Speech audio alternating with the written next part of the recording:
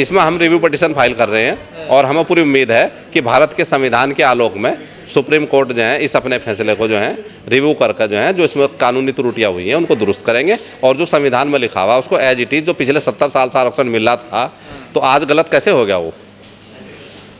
यदि आज गलत हो गया तो सवाल है ना कि 70 साल में जो चीज़ सही चल रही थी तो 70 साल बाद गलत होगी वो, और उस टाइम गलत होगी जब नौकरियां खत्म कर दी। संविधान के आर्टिकल 39 बी और सी में ये कहा गया है कि सरकार ऐसी नीति बनाएगी कि जो संपत्ति है, धन है, ये कुछ गिने चुने हाथों में इकट्ठे ना हो जाए।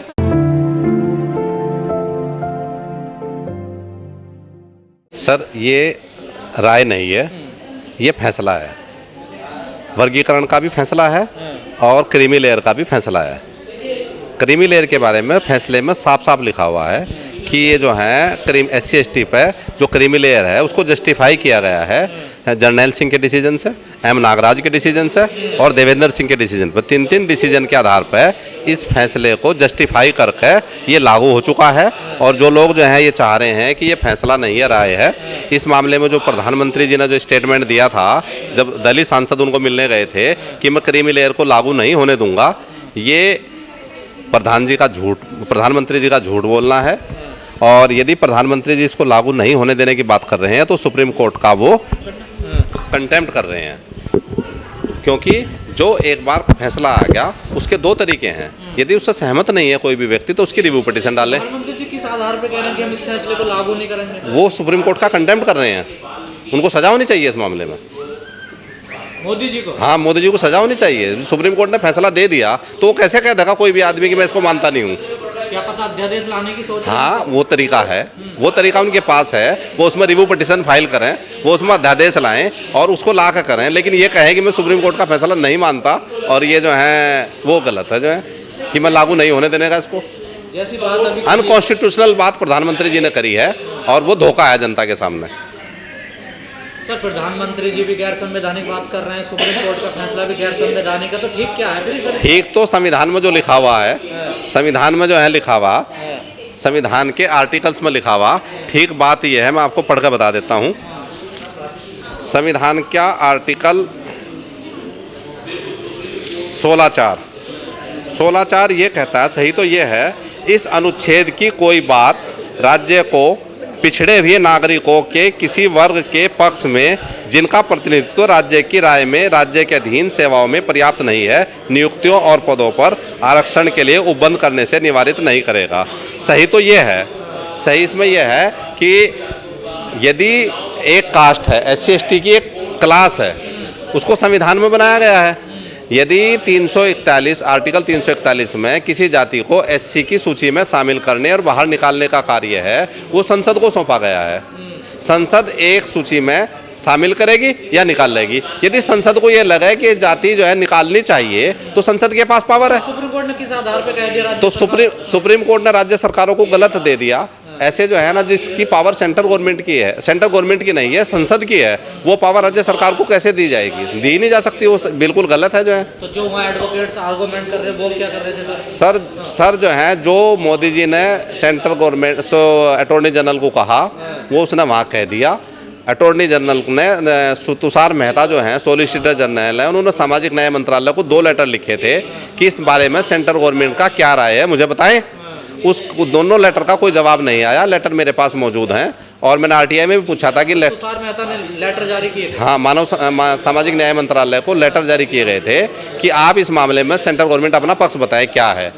और इस संबंध में जो है, तो उस संबंध में कोई पक्ष है, सामाजिक न्याय में तो दलित ही है ना मंत्री, कोई हो, चाहे दलित हो या कोई भी हो, जो सेक्रेटरी गर्ग थे वहाँ, तो उन्होंने जो है उसकी कोई जवाब जो है नहीं दिया गया है। और उस आधार पर फैसला जो है बिना जवाब के ही उन्होंने हाँ कह दिया सुप्रीम कोर्ट के सामने कि हम क्लासिफिकेशन चाहते हैं। 1975 से चल रहा, पंजाब में 1975 से चल रहा है। ज्ञानी जैल सिंह मुख्यमंत्री थे जो बाद में राष्ट्रपति हुए, उनके मुख्यमंत्री काल में वहाँ जो वर्गीकरण लागू कर दिया गया था एक आदेश से, और वो आदेश जो है लगभग 2011 तक चलता रहा और 11 के बाद वो हाईकोर्ट ने जो है कैंसिल किया है।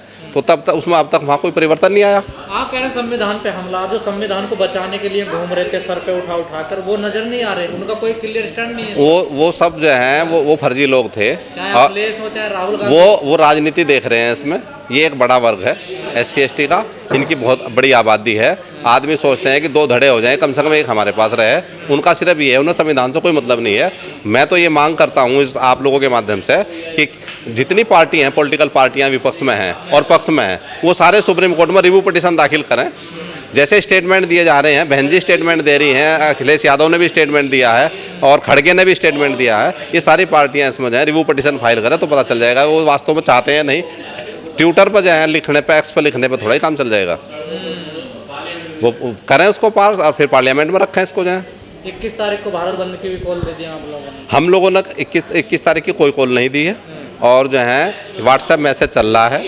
और जो है यदि जो है कोई लोग इकट्ठा होना चाहते हैं, कोई प्रदर्शन करना चाहते हैं, वो शांतिपूर्वक करें, कतई जनहानि नहीं होनी चाहिए। देश हमारा है, ये संपत्ति हमारी है, इस संपत्ति की रक्षा करना हमारा पहली ड्यूटी है। और हम लोगों को जो है पीसफुल जो संविधान में व्यवस्था दी है इकट्ठे होकर जो है प्रदर्शन करने की, पीसफुल ढंग से अपनी बात जो है कहने का अधिकार है। यदि कुछ आपने अभी कहा था कि ये आरक्षण खत्म करने की बड़ी साजिश है, वो कैसे है? आरक्षण खत्म करने की बड़ी साजिश इसलिए है, जैसे सुप्रीम कोर्ट का एक फैसला आ गया, ठीक है, हर एक राज्य में आरक्षण अधिनियम बना हुआ है। जैसे उत्तर प्रदेश में आरक्षण अधिनियम 1994 है। अब कोई भी वैकेंसी उत्तर प्रदेश सरकार निकालेगी तो कोई भी व्यक्ति एकदम से हाई कोर्ट जाएगा कि ये जो वैकेंसी निकाली है सुप्रीम कोर्ट के फैसले के खिलाफ है, इस जो आरक्षण अधिनियम को रद्द कर दिया जाए। तो हाई कोर्ट का जज ही जो है इसको जो है फैसले, इसको पूरे आरक्षण को ही रद्द कर देगा। और कि इसमें जो है सुप्रीम कोर्ट के आदेशों का पालन नहीं हो रहा। सुप्रीम कोर्ट के आदेश जो हैं वो सब देश के नागरिकों को बाध्यकारी हैं, इसलिए जो है वो आरक्षण जो है पूरा का पूरा रद्द हो जाएगा। इससे जो है जिस तरह से पदोन्नति का आरक्षण रद्द हुआ, पदोन्नति के आरक्षण में यही हुआ था। M नागराज के डिसीजन में 3 शर्तें दी थी कि इन 3 शर्तों को पूरी करते हुए पदोन्नति में आरक्षण दिया जा सकता है। लेकिन वो 3 शर्तें जब पूरी नहीं हुई तो लखनऊ बेंच में एक रिट लगी और रिट में कहा गया कि ये तो आदेश गलत है यूपी गवर्नमेंट का, ये आदेश सुप्रीम कोर्ट का पालन नहीं कर रहे, तो पूरा का पूरा पदोन्नति का आरक्षण रद्द हो गया। आज तक रद्द है वो। अगले सरकार में वही मामला है ना? वही मामला, आगे ये नौकरियों से बैठा देंगे, कहने लगे जब ये अवैध था तो ये नौकरी पर लगे हुए ये बाहर जाना चाहिए। एक बार पहले झटका लग चुका है समाज। हाँ बिल्कुल लग चुका है। तो फिर याद क्यों नहीं आ रहा समाज? आ रहा है, आ रहा, जब आ रहा तभी तो हम यहाँ आए सहारनपुर से। जब दलित सांसद है, पूरे देश में 4 विधायक हैं, पूरे देश की विधानसभाओं में, इस मामले को वो क्यों उठा रही है? उनको उठाना चाहिए, वो अज्ञानता है उनकी। और कल को उनका भी नंबर है, सुप्रीम कोर्ट में उनके लिए भी रिट पड़ी हुई है कि जो पॉलिटिकल आरक्षण इसको भी रद्द किया जाए। किसी भी दिन उनको भी चूड़ी की तरह उनका मोल जाएगा। आज उनकी अज्ञानता है, कल को वो नुकसान उठाएंगे इसमें। ये दिन जो किस तरह की कॉल दे रखी है, क्या पूरा देश इसमें जो है आएगा सड़क पर? हाँ, इसको हम कैसे कह सकते हैं? कॉल हम देने वाले तो नहीं है ना, हमने कोई कॉल दी।